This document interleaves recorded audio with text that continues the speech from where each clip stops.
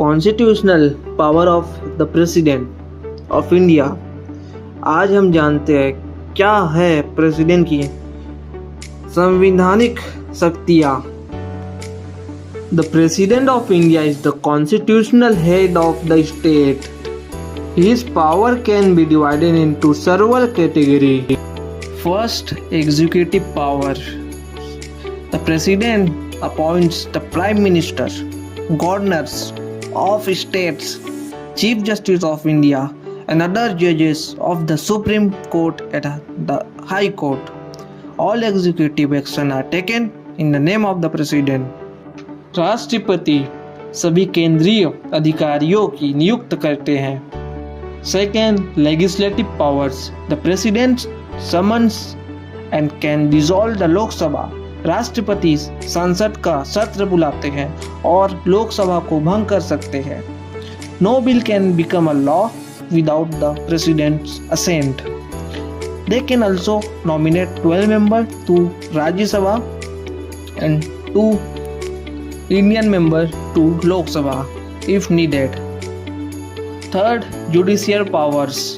राष्ट्रपति के पास माफ़ी देने, दंड को कम करने या मृत्यु दंड को बदलने की शक्ति होती है. This power are under article 72 of the constitution. 4.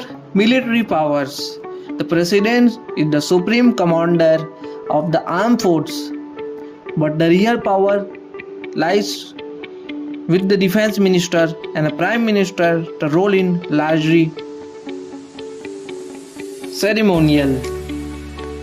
Fifth one is diplomatic power.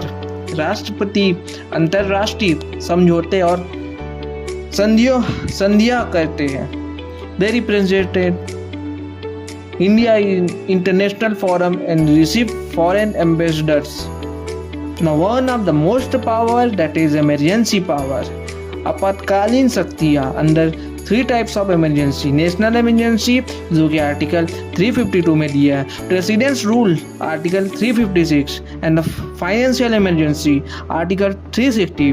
राष्ट्रपति को विशेष शक्तियाँ मिलती है जैसे राज्य सरकार को निलंबित करना, संसद के कानूनों को राज्य में लागू करना आदि.